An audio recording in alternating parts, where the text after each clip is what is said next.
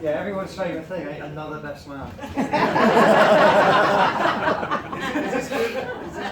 It's obviously every young man's dream on the cusp of manhood, like me, to deliver a best man speech for a professional stand-up comedian. Immediately after another professional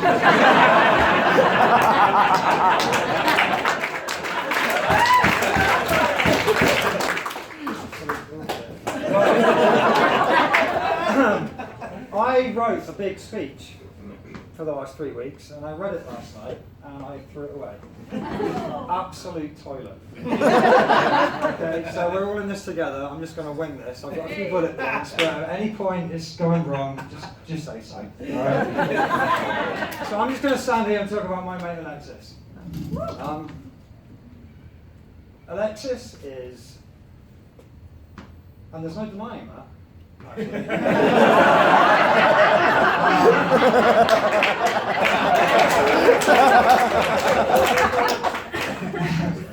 it's fair. He achieved his status some 37 years ago and hasn't relinquished it once. First of all, I'd say what a privilege it is to be Alexis's best man. Alexis knows a lot of people, and that's not a title that comes lightly, so thank you for that. That's quite a remarkable thing.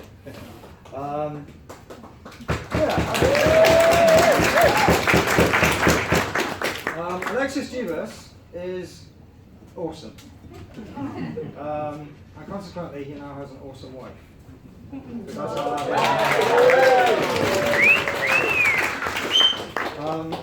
Alexis and I met 11 years ago at a music festival in Budapest. A little techno tent. I assumed he was a drug dealer. Anyway, we got chatting, and turned out we had a meeting of minds. It was quite remarkable.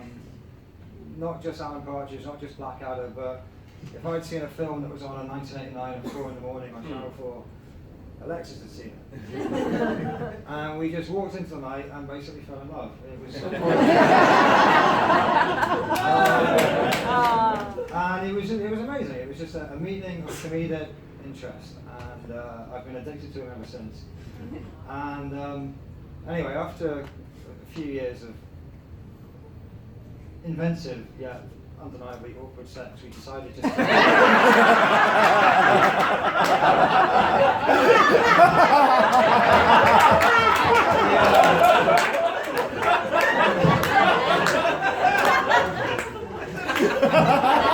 we decided just to move into that.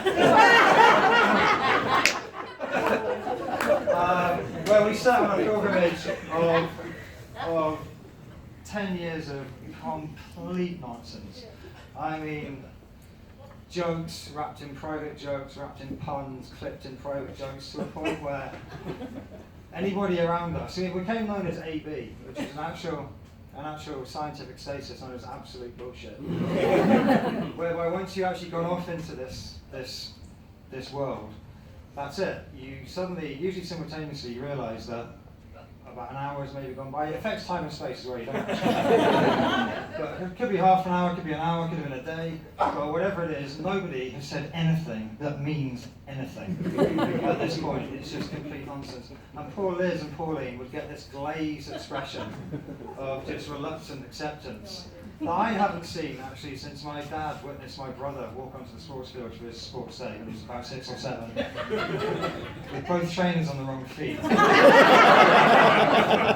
His shorts on backwards, and both hands down his pants. And I looked at my dad and I could tell that he loved him, but he couldn't have told him why.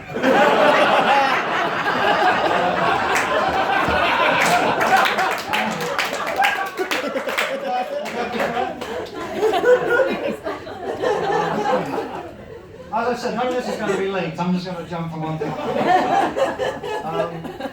I've got some notes here. Alexis and I have never had a cross word. Not once. Which is quite remarkable. Well, not for me, obviously, because I'm such a bastion of understanding and tolerance.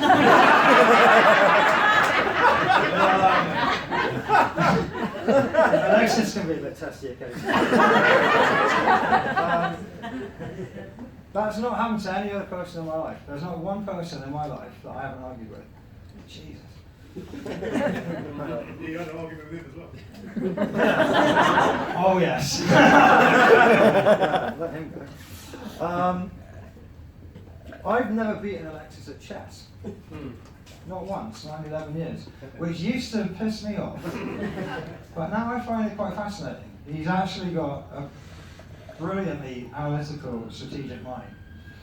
And it brought me on to, well, these are linked, believe it or not. We used to work for a company called the Ministry of Fun, where a few fellows here, David Chambers, for example. And I was doing a driving job for them, and it was I don't remember what the job was, but it was full of performery flouncing. There was actor types, actoring, and I was sat with my friend Liam Yates, not Liam, and we were sat there and we were watching this display of flamboyance and theatricism. And Liam said, "What would that lot do in a war?" What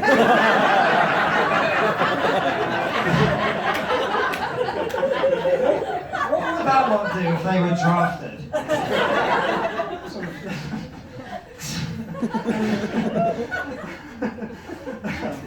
just kind of, military mincing. And I thought about it, and I thought, well, I know what Alexis would do. He'd have been drafted to Bletchley Park, where he would spend the war sipping tea, swapping coy glances with Alan Turing, and winning the war for us. He has a quite brilliant mind. He's a creative genius, as you all know. Blows my mind every time. I said, nothing can't be done. If Alexis conceives something, it's done, and it's done brilliantly. And it's absolutely mind-blowing. He is the most hard-working, committed person I've ever met. He's the most driven man I've ever seen in my life. And as Si alluded to, that's a very, very good thing. Terrible driver.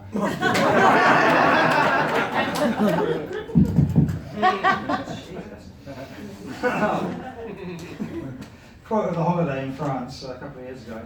Alexis, that was a red light. What was? It doesn't matter. So got away with it.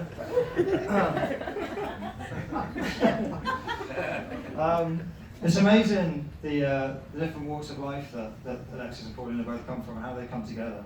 Alexis with all his comedy and Pauline obviously being a torchbearer for women in drum and bass and UK garage.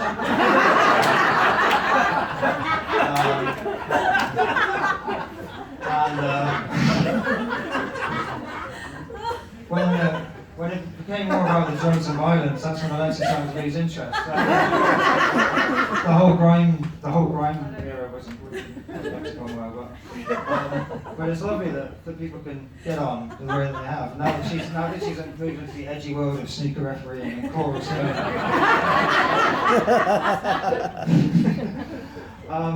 Pauline and Alexis are fantastic, and they made me want to be a better man, so I can get better friends.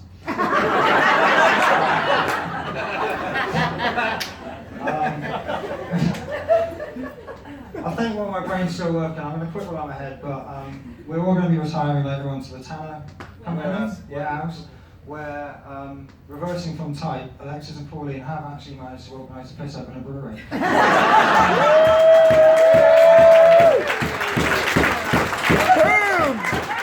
Raise your glasses to two of my favourite people in the world, to Alexis and Pauline. Cheers. Thank you very much. Good speech.